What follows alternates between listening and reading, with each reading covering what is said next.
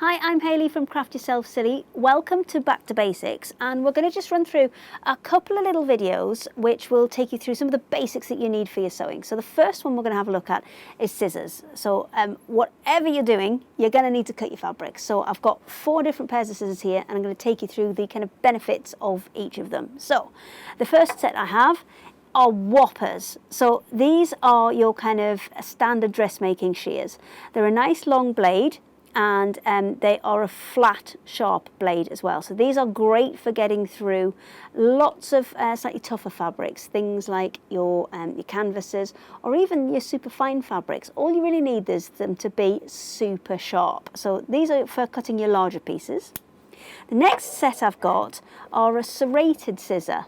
These ones are great for any fabric that's really slippy, anything that's going to slide, anything that's going to be slightly difficult to cut.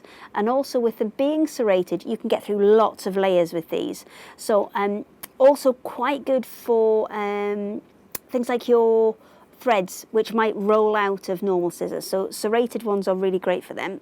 So now I've got ones that I've got a little bit of an angle on them. You can see the handle's that way and the blades are flat.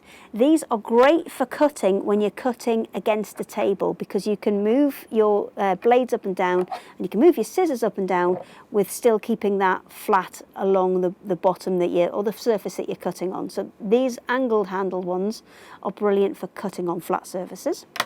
And lastly, I've got this little pair of, I would call these embroidery snips. Now these ones are serrated as well. You can get them where they're not serrated, but these particular set are serrated. And that's brilliant, because when you've got rounded threads and more shiny threads, they tend to grip on those serrations and not kind of roll out as you're trying to cut them. So if you're trying to cut them with one hand, much better.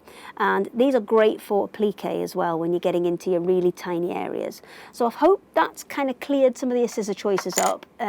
Lots and lots of options. What I will say is you can actually use any type of scissors for cutting fabric, but just don't cut anything else with them. That's the most important tip I can give you, is just keep your fabric scissors just for fabric.